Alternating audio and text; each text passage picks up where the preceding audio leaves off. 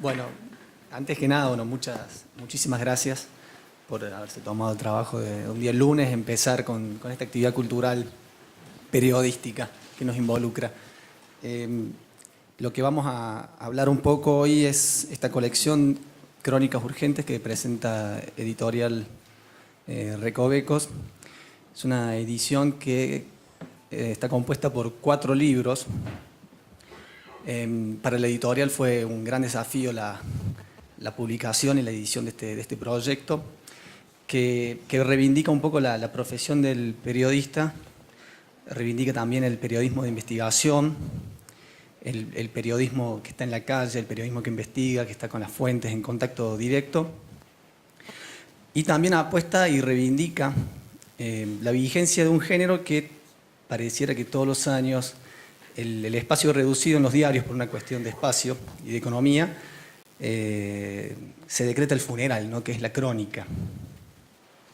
Y bueno, y sin embargo acá estamos con cuatro libros con quizás lo más alto del vuelo periodístico cordobés, ¿sí? Yo Carmona, el libro de Gonio Ferrari, Conversaciones con el criminal más peligroso de la historia de Córdoba, Pueblos alterados, ¿sí? De Claudio Glesser, 12 crímenes, 12 víctimas de los pueblos del interior cordobés, 12 historias de vidas truncadas y una sociedad que de pronto empieza a vivir con miedo, ¿sí? Pueblos pequeños.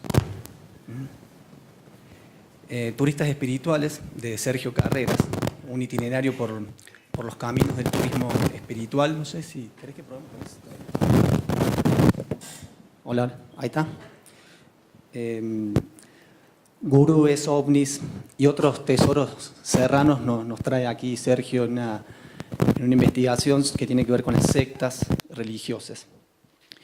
Por último, Drogas, Cocinas y Fierros, de Juan Federico, que es una luz también sobre un tema muy actual. Casi todos los libros son de la actualidad, y si de hecho vemos los diarios, el tema del narcotráfico, lo que sucedió en diciembre también. El libro introduce con un prólogo muy interesante, pero también propone un debate que es, bueno, ¿qué lugar le da a la sociedad el problema de las drogas, ¿no?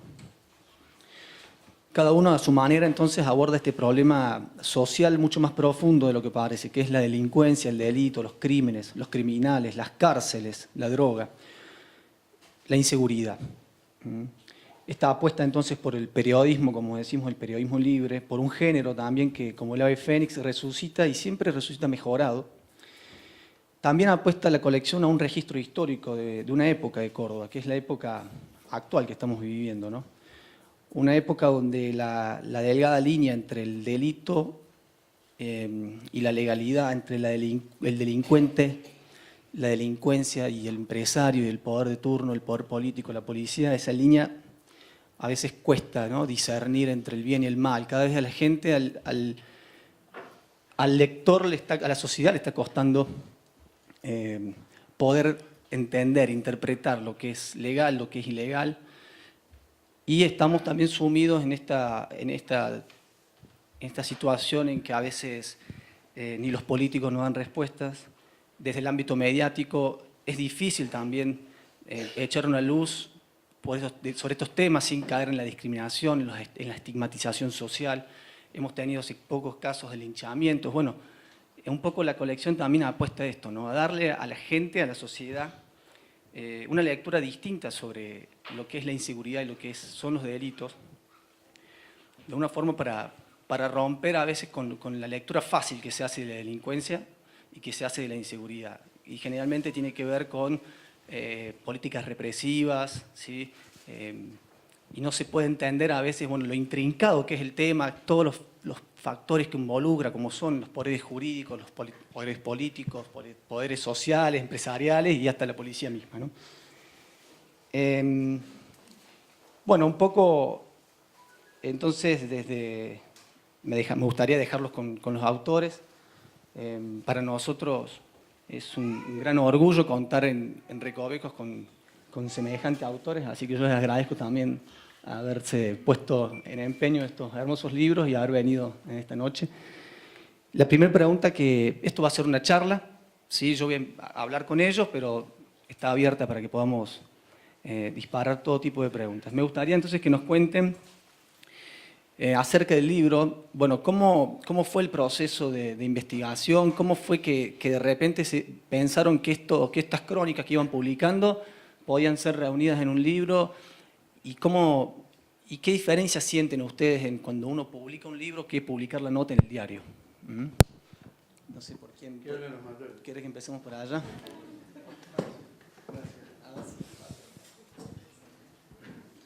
Bueno, antes que nada, buenas noches, buenas tardes, gracias. En mi caso, con Pueblos Alterados, la idea surgió de escribir sobre un caso que había ocurrido en un pueblo de Córdoba, en el norte de Córdoba. Es un pueblo donde, esos pueblos que uno por ahí suele atravesar donde nunca pasa nada. Esos pueblos donde uno está acostumbrado a ver la parsimonia, esa cuestión tranquila, la siesta. Y de golpe ocurre lo más terrible, que es un vecino o una mujer, en este caso era una mujer, aparece asesinada, es encontrada asesinada de una manera atroz, en el fondo de un aljibe. Y bueno, digamos, la idea de cuando uno se pone en el lugar del habitante del pueblo, que aquella persona a quien solíamos ver siempre, una vecina, una persona a quien veíamos en cualquier lugar, aparece de una manera, asesinada de una manera atroz, es el estupor del pueblo. ¿Y qué ocurre? La investigación de ese caso determina que el autor de ese crimen convive con nosotros. Eso es lo que nos disparó la idea de hacer esto. Víctima y victimario conviviendo con nosotros en cualquier lugar. Imagínense por un momento que ocurra esto en nuestro barrio. Aquella persona a quien encontramos en un lugar, en la fila de un banco, en la carnicería, comprando, y de golpe esa persona es asesinada y el autor es un vecino común y silvestre que también vive y hace las mismas cosas que nosotros. No sé si fue respondida.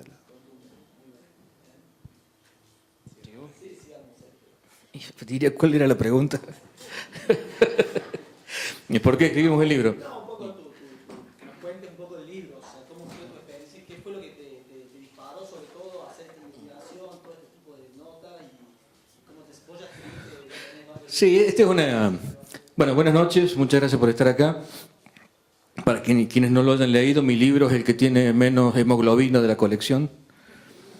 Es un libro sobre...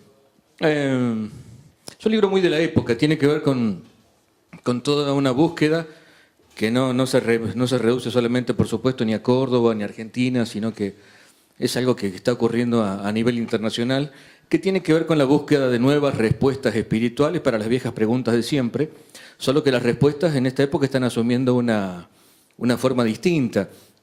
Algunos a este tipo de fenómenos le llaman sectas, otros le llaman las nuevas religiones.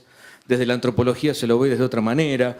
Si bien yo debo haber cometido el error en mis primeras notas de llamarle sectas a estos grupos, en la actualidad sé que eso es erróneo, sé que fue equivocado hacerlo y que en definitiva lo que terminamos haciendo la cobertura así periodística fue el hecho de cuando dentro de estos grupos de búsqueda espiritual, por llamarlo de alguna manera, se terminaron cometiendo conductas que son conductas reprochables más allá de donde esté uno. Son conductas reprochables estando en una escuela, estando en una institución, estando en un medio de comunicación. En este caso son conductas reprochables que han ocurrido dentro de grupos de búsqueda espiritual, que han terminado muchas veces convertidos en, voy a decir un lugar común, han terminado convertidos en verdaderos infiernos para muchísimas personas que terminaron poniendo el pie en lo que pensaban que era un lugar para descansar el alma, un lugar para un destino para ir a hacer turismo espiritual. Muchos de los casos, digamos, han terminado trascendiendo fuera de Córdoba. Todos, creo que ya conocemos todos el tipo de personajes y tesoros como el Maestro Amor, el maestro Meir, que estaba instalado aquí en Carlos Paz, que tenía su teatro en las sierras, que tiene 17 hijos con sus discípulas y que convencía a los varones de que iban a ser guerreros de la luz y a las mujeres de que iban a dejar de ser brujas y ser sacerdotisas. Tenemos hasta el día de hoy grupos fuertes como los que siguen funcionando en Alta Gracia, que por 1.000, 2.000 pesos solamente, que a cualquiera le pueden sobrar un día domingo, puede ir y los hacen hablar con sus parientes muertos. Hablan con la abuela que falleció hace 20 años, hablan con el papá y les arreglan todos los problemas. Digamos, es toda una cuestión esotérica que la podemos encuadrar en un término tan genérico e impreciso como espiritual, que de la cual en Córdoba tenemos muchísimos fenómenos y de estos grupos. Cada vez que me toca meterme en esos temas trato de encararlo con el máximo respeto por lo que tiene que ver con la cuestión de la creencia del otro, porque uno no tiene ningún derecho para juzgar ni para valorar la creencia de nadie. Generalmente lo que terminamos haciendo en las notas es ver cuándo estas conductas terminan deviniendo quizá a veces en delitos, en conductas reprochables o en conductas que siempre terminan haciendo sufrir a personas que habían ido a buscar una respuesta espiritual de otro tipo dentro de esos grupos. El libro un poco lo que hace es resumir todo ese tipo de episodios. Son muchos años de varias notas, conociendo estos tipos de personajes, como este señor que está aquí en la Pampa Gringa, que dice que es profeta y que todas las noches es poseído por la Virgen María y habla y habla y habla durante horas, mientras sus seguidores lo graban y después editan libros con lo que la Virgen ha dicho cada noche. El señor que vino a buscar un faraón enterrado aquí cerca de la autopista Córdoba.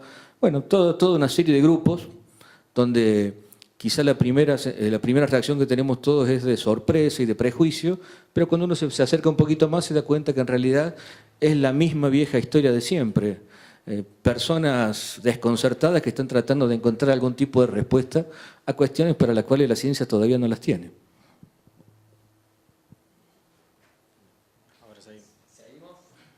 Bueno, buenas noches.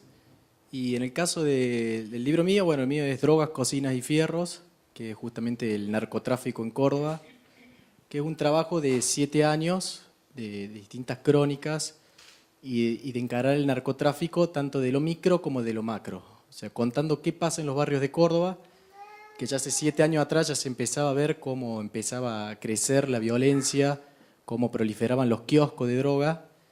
Pero más allá de contar el qué o el quién, empezamos a preguntarnos el por qué. Yo creo que esa debe ser la pregunta básica del periodismo y no una pregunta accesoria como se enseña por ahí en las facultades, que es el por qué. Entonces, al buscar el por qué del narcotráfico, empiezan a entrar en juego un montón de variables que ya trasciende lo meramente policial. Más allá de que la policía es un factor clave en lo que es el auge del narcotráfico en Córdoba y en todo el país, ya aparece lo que es la parte económica, la parte financiera, de que no hay causas ni persecuciones activas a nivel judicial de lo que es lavado de dinero. Aparece la parte política, que no se hace cargo del problema, que lo deja crecer y que tampoco busca soluciones a largo plazo, sino que busca soluciones mucho más efectivas y a corto plazo que no terminan por generar nada bueno, sino que empeoran todo el panorama. Entonces, bueno, el libro tiene esa variable que va entre lo que pasa en un barrio, como puede ser Marqués Anexo, Villa Libertador, Bella Vista, o en los barrios ciudad, que ya definitivamente los barrios ciudad ya debería ser objeto de un libro distinto por todo lo que significa haber construido ese modo de sociedad, pero también va buscando el cómo ingresa la droga, cómo es todo el aparato que permite que el narcotráfico se instale, se genere en Córdoba, cómo el país dejó de ser un país de tránsito, más allá que hace muchísimo que ya no es un país de tránsito como se intentaba presuponer, y también explicar por qué se decía que era un país de tránsito y no hacernos cargo de lo que realmente sucede. Eso tiene que ver con lo que pasa en los barrios, cómo fue la crisis de 2001, cómo eso repercutió en que cambiara mucho la dinámica social y cómo el narco se ocupó un lugar que nosotros siempre decimos por ahí en el periodismo que un vacío que dejó el Estado, la ausencia del Estado. En realidad el Estado está presente, pero está presente de la peor manera, y eso es lo que aprovecha el narcotráfico.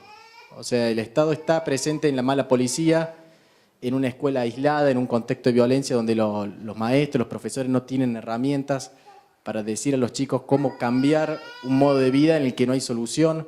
Está presente en una justicia que es totalmente elitista y que por ahí muchas veces termina construyendo ficciones en los casos, porque yo he tenido un montón que están en el libro relatado, casos de homicidios o de disputas en enfrentamiento entre bandas, que en el expediente judicial lo que se cuenta en el barrio, lo que uno puede rastrear a través de los vecinos y de los mismos protagonistas, no figura en un expediente judicial. En el expediente judicial se habla de que hubo un homicidio, que hay una persona muerta, quién es y quién fue el culpable, pero no está el porqué. El por qué se dio eso, en el marco de qué enfrentamiento y cómo muchas veces esos casos están intercalados uno tras otros y no están seguidos esos casos, o sea, a nivel judicial, sino que cada expediente es una historia fragmentada y distinta y resuelta.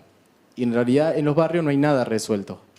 Entonces, ahí es el narcotráfico como motor, y no solamente como motor económico, que es claro, sino que ya pasa a ser motor de la vida. O sea, el kiosco de droga, donde hoy vende un hombre que es detenido, a la semana va a estar la mujer vendiendo, y cuando lo van a detener va a estar el hijo adolescente vendiendo.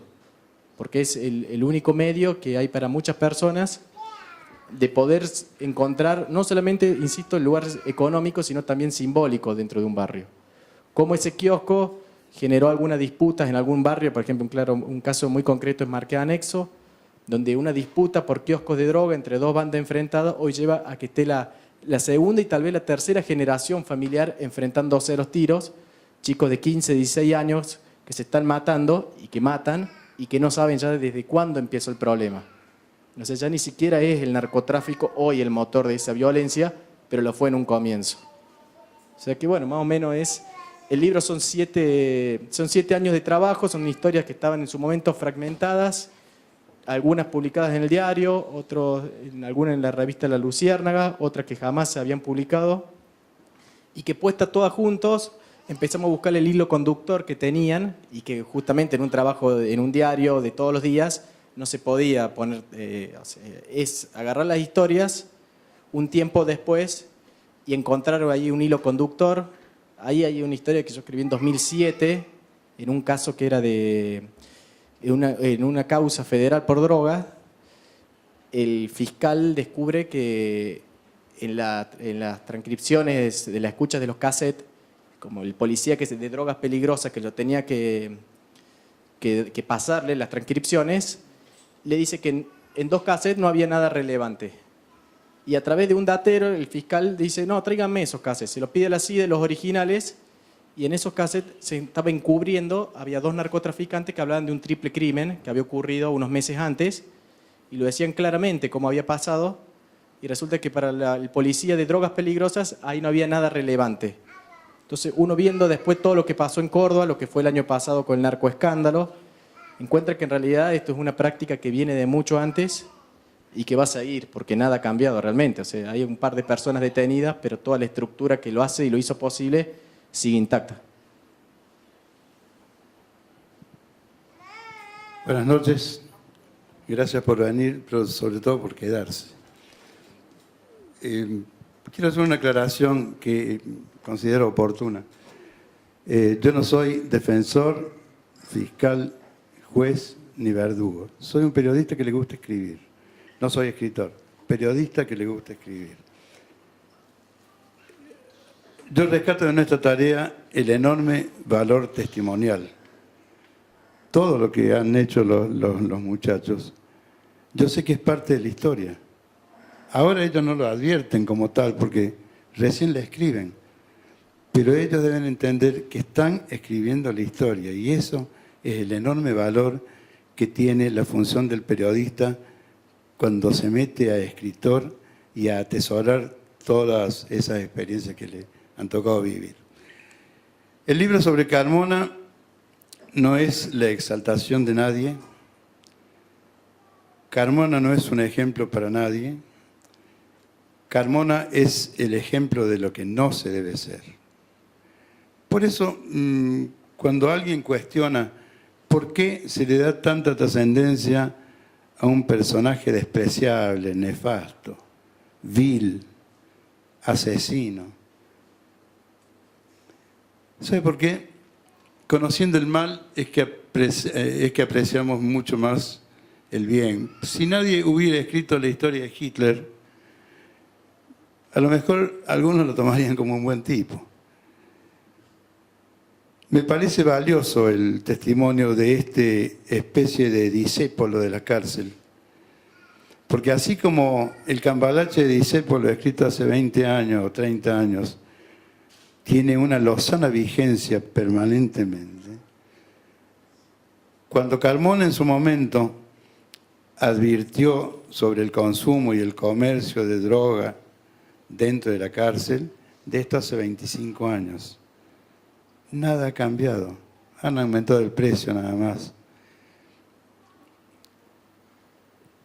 Por allí también, y hoy lo leí en el diario de ayer, que decía el periodista que escribió la nota, decía que valoraba el hecho de haber estado frente a un criminal de esa calaña por el peligro que puede representar y todas esas cosas. Yo les voy a contar un solo episodio que me tocó vivir para que ustedes entiendan lo que es la cárcel, lo que son los códigos de la cárcel y lo que es el respeto o la falta de respeto a esos códigos. En una entrevista que tuve con él, no con cámaras, yo había acordado con la gente del servicio penitenciario que yo quería hablar a solas con él. Así como permiten las visitas que tienen los internos, que tienen con sus familiares, sin nadie que esté presente de la autoridad carcelaria, yo pedí lo mismo. Me dijeron que bueno, cómo no. Cuando voy a empezar a conversar con él, me hace seña Carmona y me doy vuelta y veo que atrás había 2 personas, un directivo y yo. Yo me doy vuelta y le digo, perdón, primero les quiero decir, el operativo que se armaba cada vez que había que sacarlo a Carmona de su celda de castigo para llevarlo hasta el locutorio, hasta el lugar donde acordábamos para conversar. Le dice, señor, ¿qué pasa? No, dice, nos vamos a quedar acá. No, si habíamos acordado que iba a ser a solas. ¿Por qué se queda? No, por su seguridad. No, le digo, yo con el señor no tengo ningún problema, el señor conmigo tampoco. Está bien, le digo, esto no es para enojarse. Si es así, me voy, me levanté. Y Carmona le dice al servicio penitenciario, señor, le dice respetuosamente, no me gustaría tener que asomarme a la ventana y decirle a los muchachos que esta entrevista con el periodista no se hace porque ustedes no quieren. Creo que todavía están las medias de los dos ahí en el despacho. Eso les da a ustedes una pauta de que el peligro es para quien tiene algún diferendo con esa persona. De lo contrario, para mí, hablar con él, hablar con un ministro, hablar con un cura, es periodísticamente lo mismo. Perdón, Toño, ¿podrías decir brevemente para la gente joven quién es este preso Carmona, que no todo el mundo lo conoce? Carmona tiene ahora 51 años. Está en institutos y en cárceles desde que tenía 6 años. O sea que tiene 55 años entre rejas. Abandonado por su madre en un instituto, después delinquió, lo castigaron, salió en libertad, volvió a entrar. Tiene que se conozcan 3 homicidios, pero yo estoy seguro que hay más. Lo que pasa es que la justicia nuestra no es muy eficiente. Los códigos carcelarios se conocen conversando con los presos, estando en la cárcel, escuchando el ruido pavoroso del cerrojo que se va cerrando a medida que uno va pasando de pabellón en pabellón. Ese es un ruido inolvidable. Como es inolvidable conversar con una persona así, estar frente a un tipo que ha sido capaz de quitar la vida. Nunca me había tocado. Sí, he estado con Menéndez también. Pero esto es otra cosa. Las experiencias con Carmona, que fueron 3 entrevistas desde hace 26 años, que le seguí todo su gira artística por las cárceles del país. Ustedes van a advertir en el libro que no hago alusiones casi al caso Seppi, que que fue el más resonante, el que ocurrió en Córdoba, que fue que mató a una jovencita de 16 años, la mató mal. Ella le clamó que no lo matara. Él después pretendió justificarse que estaba bajo el efecto de alucinógenos. Le dieron perpetua. Después mató a otro en la cárcel, le dieron otra perpetua. Lo llevaron al Chaco, mató a otro, otra perpetua. Y pidió la revisión después de las causas para que le quitaran la reclusión por tiempo indeterminado. Se la quitaron, pero le aplicaron 20 años, o sea que no sale más. Esa es una perpetua, eso es un castigo. El tema CEPI yo no lo toco, lo rozo tangencialmente por una cuestión de respeto a la familia, de respeto al dolor ajeno, y ahí está explicitada la forma en que me relacioné con la familia de esta niña que había matado a Carmona. No es literatura, para mí solamente es un trabajo con valor testimonial. Quiero que lo tomen así. Muchísimas gracias.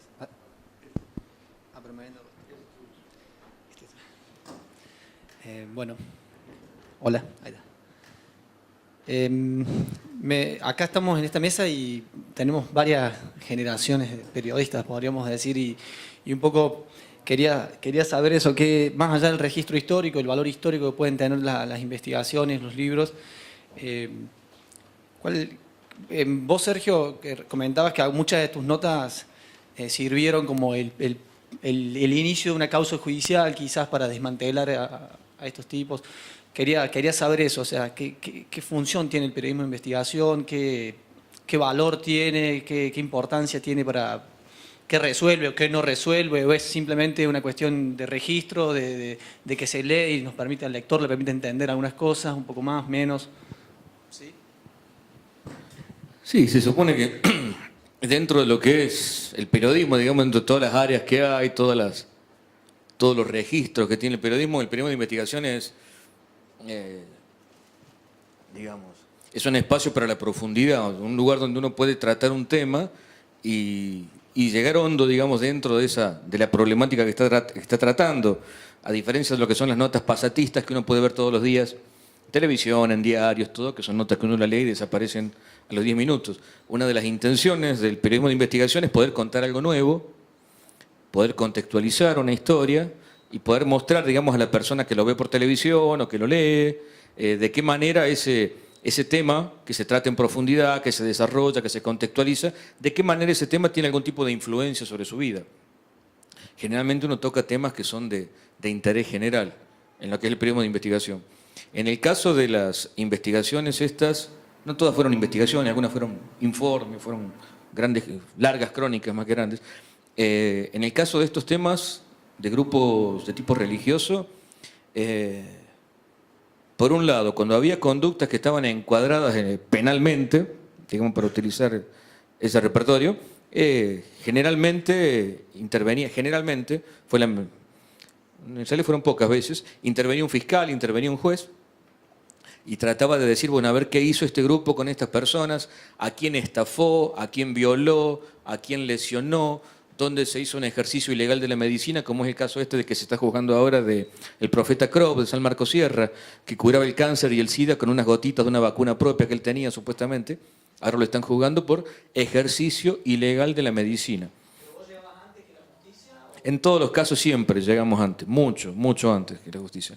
En todos los casos, así sin diferencia. Y en algunos casos hemos llegado tan antes que la justicia todavía no llegó. Claro. Digamos, hay diferencia.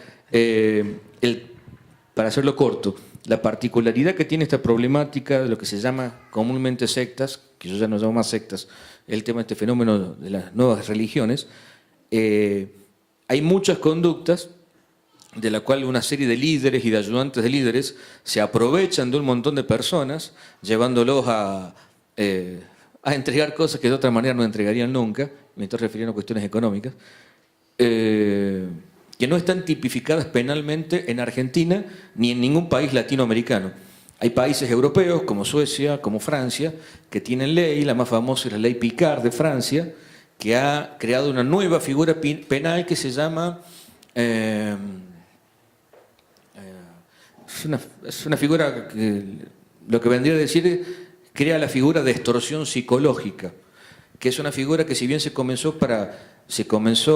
la creó para aplicársela a grupos como la cienciología, este grupo estadounidense que se ha desarrollado tanto en Europa y algunos otros tipos de fenómenos sectarios, en realidad se la terminó aplicando también para al ámbito de las empresas, donde a veces el tema del management se termina convirtiendo en una especie de ideología propia dentro de las empresas y con algunas prácticas que no tienen nada que envidiar al maestro amor y a otras manifestaciones sectarias. Y también se terminó aplicando en el ámbito familiar, sobre todo para lo que tenía que ver con la separación de hijos de ambientes familiares que consideraban perjudiciales. Argentina y Latinoamérica toda no tiene en este momento una ley o un marco legal para acercarse de una manera más efectiva a este nuevo fenómeno. Entonces, cuando una de estas víctimas, uno de estos turistas espirituales, a los que le fue muy mal en el viaje y que terminó en un destino que no era al que quería llegar, se acerca a la justicia y dice, me hicieron esto, me pasó esto. La justicia le pregunta, el fiscal le pregunta, ¿y usted tiene alguna lesión física por esto? Y no. ¿Y con usted lo violaron? No, no me violaron. ¿Le robaron su casa? No, no me robaron su casa, pero me hicieron todo esto. Entonces el problema es que el Poder Judicial argentino no tiene una herramienta efectiva para hacer frente a este nuevo fenómeno, porque quizás sea la solución más facilista decir esto, porque en Argentina no tenemos una figura penal especializada para abordar este fenómeno como si ya hay en otros países. Aquí, digamos, todos los años llegan al diario montones de papás, de hermanos, de familiares, de personas que dicen, mi hija está en una secta, mi hijo está metido, no puedo conocer a mi nieto, nació hace 2 años y no me dejan conocer a mi nieto porque está encerrado en un grupo acá en Calmayo o cerca de Cosquín. Y el problema es que dice, bueno, mi hija está en una secta. ¿Y por qué dice usted que es una secta? ¿Y por qué no me la dejan ver, no la dejan salir? Y en realidad, como se trata de personas adultas, uno cuando es adulto hace lo que quiere. Claro. Entonces, si un adulto dice, yo me quiero meter a vivir en este campo, en este grupo, y no quiero tener más contacto con mis padres, ni con mis amigos, ni con nadie de mi vida anterior, hago eso y un juez no puede hacer nada. ¿Por qué? Porque uno es adulto y cuando uno es adulto hace lo que quiere. Entonces ahí hay un problema de aproximación legal al fenómeno y que hace que siempre llegamos ante nosotros que la justicia, y a veces la justicia no llega nunca en estos casos. Bien. Bueno, la siguiente pregunta para Claudio le quería... esto de que de repente parecía que en los pueblos estaban ocurriendo estos crímenes así, sobre todo eran de personas mayores, jubilados, como una violencia urbana, ¿no? Una violencia de gran ciudad que se traslada a un pueblo, o sea, o no sé si me podés explicar un poco, o es un fenómeno que es visible ahora, que los medios lo están haciendo visible y antes no existía, o... Un poco de cada cosa. Indudablemente la violencia urbana, así como la conocemos, ha estallado en las grandes ciudades, lo vemos, nos bombardean los medios de comunicación permanentemente, en las grandes urbes, Buenos Aires, Rosario, Córdoba, más allá de lo que sea las discusiones, cuántos muertos más hay en cada ciudad, lo que se empieza a ver es que en las pequeñas poblaciones, en este caso, que es lo que tratamos en el libro en pueblos, la violencia llegó hace tiempo, llegó la droga, que era lo que hablaba Juan, y es un fenómeno que se empieza a ver, ya sea en los femicidios, en el caso de un hombre que es capaz de secuestrar a sus hijos y asesinarlos de una manera atroz, como ocurrió, de un marido que es capaz de matar a su mujer y arrojarla en un pozo, de un soldado voluntario que es capaz de matar a puñaladas a la comerciante más querida del pueblo. Historias que a uno le generan espanto y que tratamos de encontrarle alguna explicación. Esa explicación obviamente hay que buscarla en una raíz sociológica con algún experto que uno no lo es. Simplemente tratamos de contar de qué se trata. Y aprovecho este momento para contar, para decir que me parece que hay un hilo que une los 4 trabajos, que es el qué ocurre luego que cuando los autores de estos hechos son encarcelados, qué tratamiento reciben ahí adentro y cómo salen. Que indudablemente no hace falta ser un genio para decir que salen peor, porque el Estado no se encarga de darle educación, un tratamiento acorde para lo que terminan siendo ciudadanos. Y el otro problema es que la sociedad, los mismos que nos vimos horrorizados por esto, no le damos la espalda, sin preocuparnos en qué situación está la persona que fue capaz de cometer lo que hizo. Bueno, disculpe que no pueda seguir preguntando, es simplemente para hacer un paneo general, hacer unas preguntas y ya abrir la charla. A vos, Juan, te quería preguntar el tema de, o sea, cada día el tema del narcotráfico es más visible, pareciera que el Estado invierte muchísimo dinero, ahora se lo ve a Bernie o a De la Sota encabezando operativos policiales en Rosario, como pasó.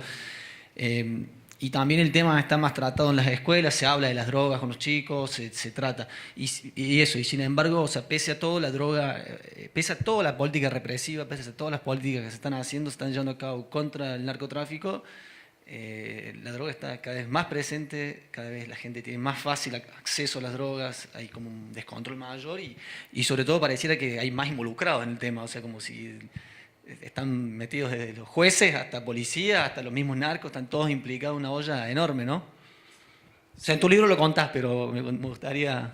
Claro, sí, ¿ahí se escucha? Sí. Sí.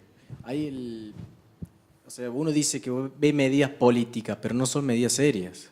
O sea, lo que se está haciendo ahora es todo mediático, pero no son medidas ni de fondo ni medidas serias. O sea, nadie se está ocupando del problema realmente como es. O sea, Córdoba, por ejemplo, o sea, ahora ha ido a buscar apoyo a la DEA, como si la DEA fuese una solución al problema del narcotráfico, cuando siempre ha sido parte del problema del narcotráfico. Se ha propuesto una nueva policía antidrogas. Entonces resulta que ahora el gobierno dice que lo que ellos presentaban como la mejor policía del país en septiembre, ahora es la peor policía y hay que hacerla de nuevo. Entonces, ¿cómo puede ser que sea en tan poco tiempo reacciones en un extremo y otro? O sea, entonces, todo parece como más campaña publicitaria que como una real preocupación por el problema. Yo ya lo dije antes, mientras que la ruta del dinero no se persiga, la problemática del narcotráfico nunca se va a tocar. Acá se habla de personajes, pero no se habla de estructura ni de organizaciones. Entonces, que vaya detenido, por ejemplo, en Córdoba es muy famoso el Chancho, que sea detenido el Chancho no va a modificar en nada lo que está pasando en Barrio Maldonado y en toda esa zona. De hecho, el Chancho hace tiempo, por lo que uno sabe, ya ha delegado el trabajo en otra gente. Entonces, y no hay una política. En todo el país, desde el 89 hasta ahora, hubo solamente 5 condenas por lavado de dinero en causas de narcotráfico y de trata de personas. Nada más que 5 condenas. Y un fiscal me decía hace un tiempo, dice, si no se hace la ruta del dinero, no se toca la estructura que hace posible el delito, por más que cambiemos figurita, el delito va a seguir. Entonces, por ese lado se ve que está más mediáticamente, está la problemática, está en los medios, uno lo ve especialmente en la televisión de Buenos Aires, que hacen un gran escándalo por Rosario, pero no se ocupan, por ejemplo, de lo que pasa en la misma Buenos Aires, donde hay carteles peruanos que ya han cooptado un montón de barrios. No se habla por ahí en profundidad de lo que realmente sucede en Córdoba, lo que pasa en Mendoza. Entonces, uno ve que hay una discusión, pero que es muy banal en los medios de comunicación, especialmente en la televisión, y no hay una discusión de fondo. Yo creo que no se quiere dar realmente la discusión de fondo, porque realmente a nadie le conviene. Uno puede ver en Córdoba lo que ha pasado ahora con la causa de CBI y toda esa masa gigante de dinero que había de producto de la corrupción, de coimas, y seguramente ahí había gran parte del dinero del narcotráfico. O sea, especialistas dicen que si más o menos estimativamente es el 10% lo que se secuestra del total de droga que pasa por un lugar en el año. En Córdoba el año pasado se secuestraron mínimo 600 kilos de cocaína. O sea que estamos hablando... Claro, pasaron mucho más, y si el gramo solo está a 100, a 150 pesos de buena calidad, es una masa de dinero muy grande que no sé quién se puede animar hoy a cortarla y sacarla del flujo financiero. Porque cortar ese dinero significa salir a dar respuesta, porque va a haber una preocupación social de trabajo, de educación, de cultura y de salidas genuinas a una solución que hoy el narcotráfico por lo menos encubre el dinero al narcotráfico.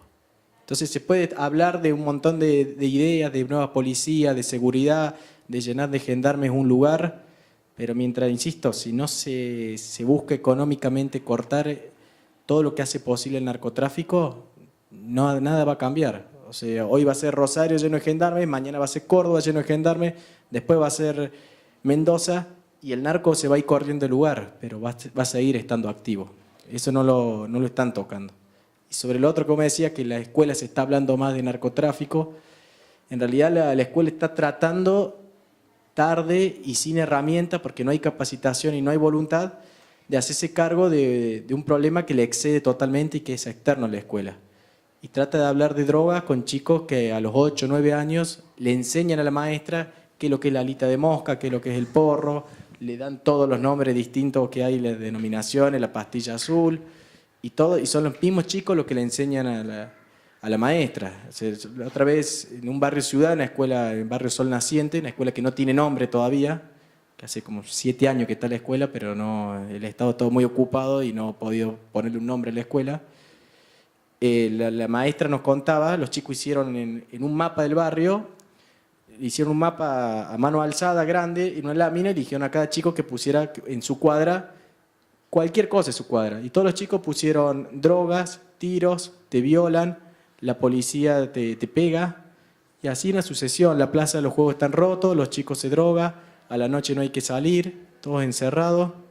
Y esa escuela ya tiene un protocolo de cómo debe actuar cuando hay tiros en el exterior de la escuela. O sea, la escuela ya está, eso lo hablaba con un sociólogo, que es Javier Aullero, que es de Buenos Aires y que él ha trabajado mucho en la problemática, y que el problema no está naturalizado, porque sigue llamando la atención de los chicos, pero sí está normalizado. Ya se están acostumbrando a convivir con la violencia de todo este, que es del narcotráfico y que ya excede el narcotráfico. O sea, ya es una violencia que tiene que ver también con un montón de armas sueltas, y que nunca en Córdoba se ha hecho una investigación a nivel judicial ni policial que permita desbaratar, por ejemplo, a un proveedor importante de armas. Entonces, bueno, ahí hay varias líneas de lo que no se está haciendo. Claro, ahí, Gonio, veíamos en las imágenes, ¿no? No sé, en el diario, creo que La Voz fue que publicaron, de cómo era la situación en la cárcel. O sea, hoy en Bower, los mismos presos tenían navajas, tenían la cocaína ahí. Y vos estabas contando justamente eso en el libro, cuando vos le preguntás a Carmona en varias oportunidades sobre el sistema carcelario, y Carmona un poco da cátedra de lo que es un sistema carcelario mal planificado, mal hecho, o sea, de todas las consecuencias que puede tener, pero ya hablaba de eso, de cómo se traficaba, cómo se metía la droga, cómo se... Las cárceles argentinas son el posgrado de la delincuencia. Posgrado. Claro. El nivel de perfeccionamiento que alcanzan dentro de la cárcel, hay que pensar que es gente que tiene 24 horas para pensar en hacer el mal. El preso tiene 2 pensamientos permanentes: hacer el mal y escaparse. A cualquier precio. El mayor tiempo lo invierten en eso. Hemos visto que el nacimiento de los secuestros virtuales va de la mano de la telefonía celular. Entonces, ¿cómo no hay una autoridad que haga activar los sistemas que existen para neutralizar las llamadas telefónicas de celular? Vale $1.500. Y lo instalan y tiene 300 metros a la redonda, si quiere. Vos lo conocés, ¿no? Bueno, hay sistemas de bloqueo. ¿Por qué no los aplican acá? Cuesta $2. Carmona me contaba cómo es el tema del ingreso de la droga. Decía, nosotros no salimos a comprarla. En paracaídas nos llega.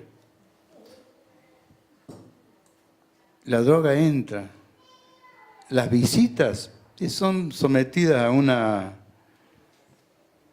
una revisación, pero ultra prolija y además humillante en muchos casos, dice. Y perdonen la torpeza, pero las palabras son de él. Acá muchas visitas se las conoce más por el culo que por la cara. Calculen ustedes y evalúen quién entra la droga en las cárceles. Quedan 2 sectores bajo sospecha. Digamos 2,5. Una parte de la visita que puede llegar a transgredir todas las medidas de seguridad que hay. Otras son los guardiacárceles y otras son los abogados. Pero nadie habla de los abogados. Claro, el abogado es inmaculado, por supuesto. Yo de ninguna manera quiero poner en tela de juicio la honestidad de los abogados, pero así como se cargan las sospechas en un sector, me parece que es otro de los sectores vulnerables también. El abogado no lo revisa. ¿De qué manera se termina con la droga en la cárcel? El sistema carcelario permite que haya droga porque los muchachos están tranquilos. Si ellos terminan con la droga, tendrían motines lunes, miércoles y viernes, con horario y todo. Entonces para el Estado les resulta más barato incluso permitir que haya droga a combatirla. ¿Por qué? Yo conozco muchas cárceles en el mundo, en Estados Unidos, en Europa, en Australia, en los países árabes, muchas cárceles, ya ni me acuerdo cuántas. Pero el nivel de consumo de droga que hay en Córdoba, yo les puedo asegurar, no estoy exagerando, no se da en otras partes. Posiblemente se dé en Colombia y se dé en Perú, que los sistemas ahí son muy vulnerables. Pero aquí es muy simple. Acá hay que investigar a todos los que están bajo sospecha. Acá hay que ver el crecimiento de los patrimonios, hay que ver las compras de automóviles, hay que ver la vida que llevan. Todo eso hace a impedir el ingreso de drogas. Y controlar, dar trabajo. Antes en la cárcel, en la penitenciaría, había panadería, había imprenta, había carpintería, había zapatería. O sea que había una terapia ocupacional que lo sustraía al penado de su pensamiento permanente de huir. No digo que lo tomara como una colonia de vacaciones, pero por lo menos había un elemento más en favor de la justicia y de la decencia. Al preso hay que tenerlo ocupado. El preso que está las 24 horas durmiendo o pensando en irse, va a buscar la droga. La droga llegaba en un momento, yo creo que Sergio se enteró también, que le llevaban por onda, les tiraban paquetes. Hasta que fallaron en la puntería 2 o 3 casos y eso no se practicó más porque, claro, era muy costoso, era muy riesgoso. Por eso yo les digo, es muy simple, el sistema carcelario de Córdoba va a seguir siendo el posgrado de la delincuencia en tanto y en cuanto la autoridad no actúe de la manera que tiene que hacerlo. O sea, con rigor. El preso necesita rigor. El preso no está en una colonia de vacaciones.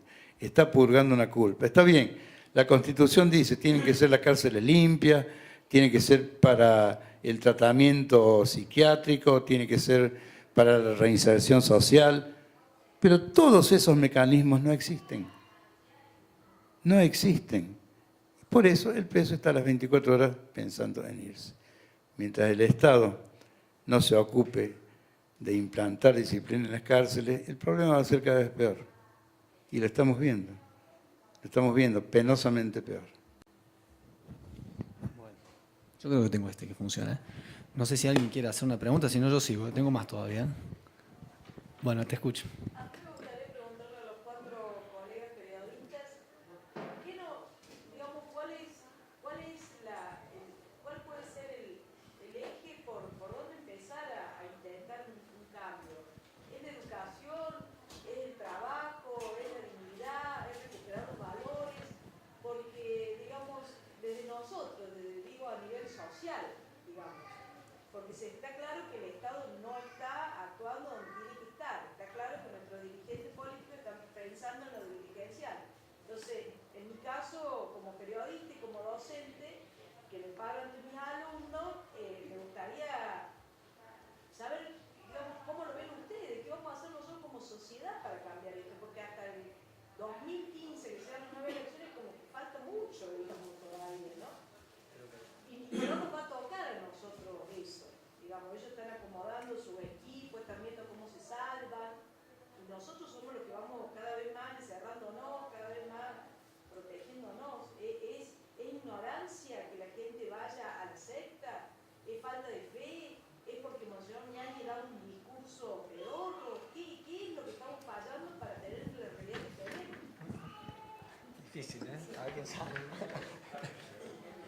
No, perdón, a mí me parece humildemente que están las leyes, hay que aplicarlas nada más.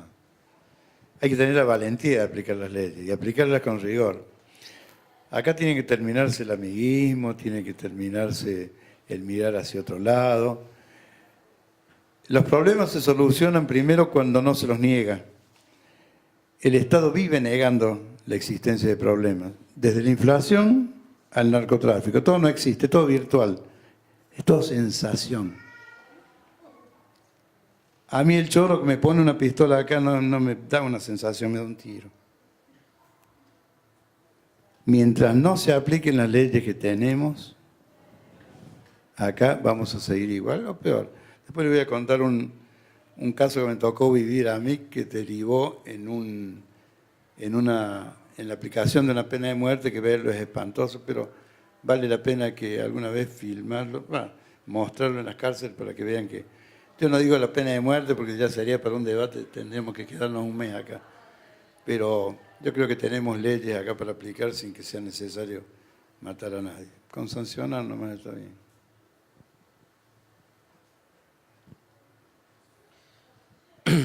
Mira, yo pese a que estoy dentro de lo que es el edificio, el hotel del periodismo,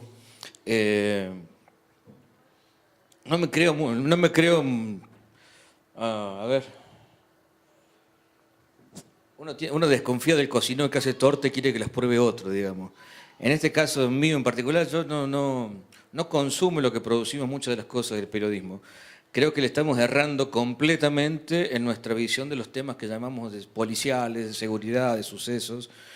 Creo que es totalmente estúpido y no tiene sentido abrir un portal noticioso a la mañana y que digan hace 12 horas que desapareció la nena, hace 14 horas que desapareció la nena habría aparecido muerta, la nena la violó el vecino. Me parece que tiene que ver con nuestra locura, con nuestra paranoia diaria, estar siguiendo ese tipo de temas y convertir ese tipo de temas en nuestra principal preocupación cuando están pasando 500 cosas más interesantes, 500 cosas más importantes, pero estamos todos locos con eso. A ver, ¿qué pasó con la nena? Porque si entramos en un ascensor o estamos en un consultorio de dentista, quizás pensamos que no tendríamos temas de conversación. Y no es cierto, existe la meteorología, existe la historia, existe un montón de cosas. Estamos permanentemente hablando de cosas que me parece que no... Creo que tiene que ver con con algún tipo de desviación. Sí.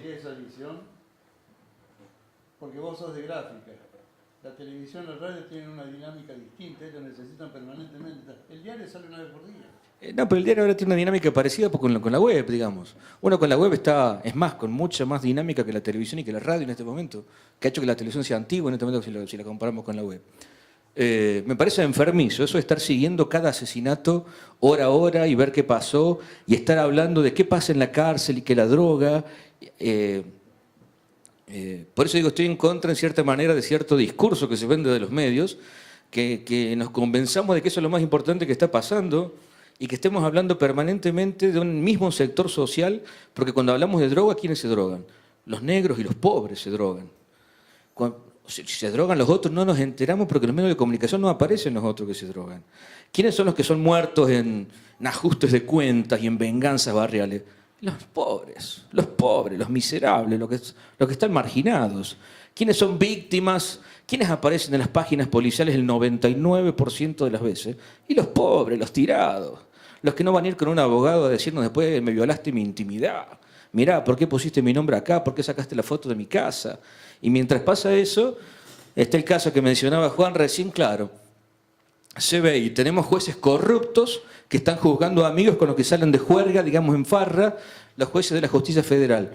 ¿Alguien conoce un poder más corrupto que la justicia federal en Córdoba?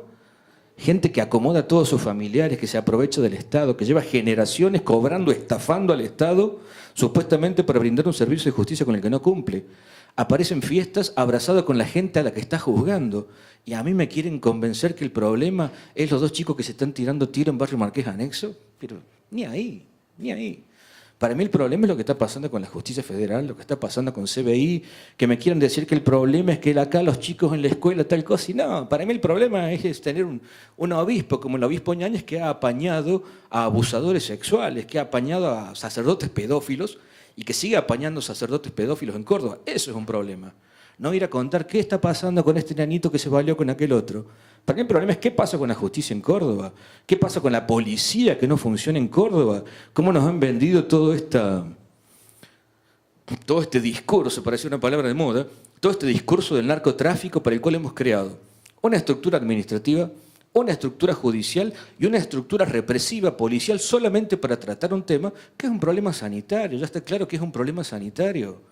No tenemos por qué estar persiguiendo a miles de personas gastando miles de millones de pesos todos los años porque vos tenías una planta en un balcón y bien llegaron 4 policías a tu casa y te hicieron un proceso judicial y te llevaron a la justicia y estás 3 años y después tenés problemas para conseguir un trabajo porque una vez tuviste una planta de marihuana en el balcón de tu casa y en ese proceso intervinieron 60 personas que se ganan el sueldo persiguiendo a estúpidos que tienen plantas de marihuana en los balcones y no nos vamos a ver el fondo del problema, que es un problema sanitario, que es un problema personal, es un problema de salud.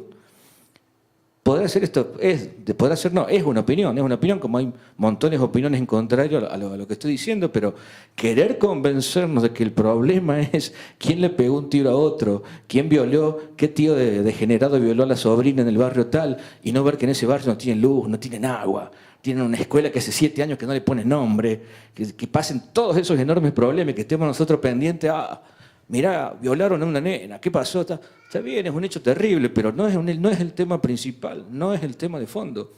Me parece por eso que le erramos muchísimo en el enfoque de los temas y que todos nosotros como consumidores de noticias, porque todos somos también consumidores de noticias, a veces pedimos cosas a los medios que no son las cosas que elegimos consumir.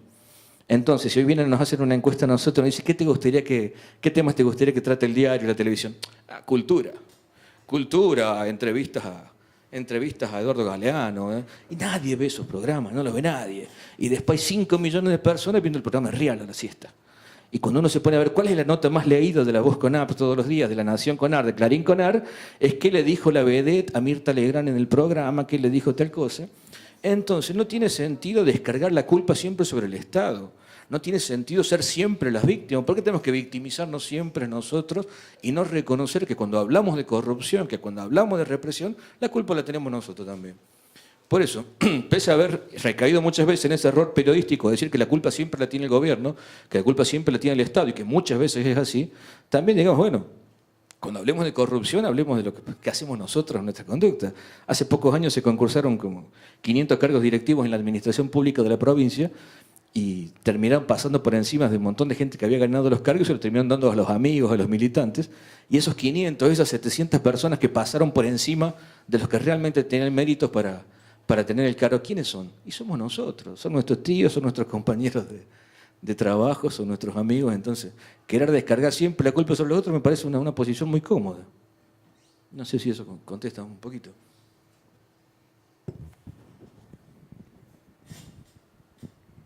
¿Alguna pregunta más que tengamos? Bueno. Yo sigo, si no. Sigo preguntando. No, rompiendo un poco, sí, dejaste la audiencia. No, coincido. Tengo otros principios, si no les gusta. Sobre todo en el tema de... Pero es como si vos ignoraras que hay un Estado abandónico. No ignoro, pero no creo que eso sea toda la culpa. No es toda la culpa, pero el Estado es el que abandona. Y el Estado somos nosotros. Claro que sí. Bueno, Nosotros votamos. no podemos hablar del Estado como de un monstruo que viene y nos estruja la sangre y toda la noche. Y que es que nos estruja la sangre. O no pagan impuestos. Todos nosotros somos el Estado. Todos nosotros somos el Estado. Está sin modo. Para contar una cosita, lo que decía Goño, nos tiene que quedar una luz de esperanza, digamos. O sea, yo en lo personal soy muy pesimista de que esto vaya a mejorar, digamos, con el paso de los años. Mientras nuestros gobernantes, mientras el Estado ganan una elección y ya están pensando en 4 años, ya se están planeando, más allá del signo político, ¿no? Los tipos están metidos en una, la justicia está metido en otra. Nosotros, como ciudadanos, estamos alienados consumiendo lo que los medios de comunicación nos dan. Me rehúso a pensar que no hay un cambio, tiene que haber un cambio, digamos, como sociedad tenemos que en algún momento reaccionar, despertarnos, sacarnos la venda y cambiar esto, digamos, está en nosotros. Muy bien. A la hora de votar.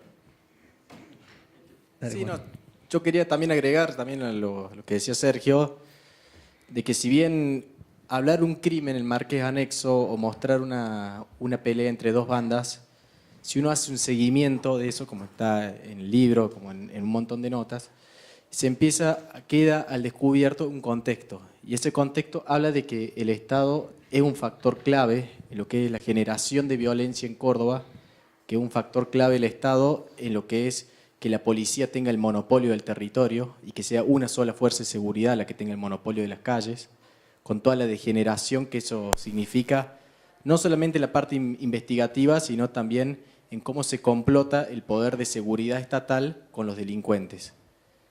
Y cómo se ve en algunos barrios, ahí hay una historia que para mí eso en Marqués Anexo siempre es clave, que es la escuela de Marqués Anexo, tuvo 18 chicos que de 2004 hasta 2013, 18 chicos que habían estado en esa escuela, que dejaron la escuela y que murieron en algún episodio violento, la mayoría por algún balazo.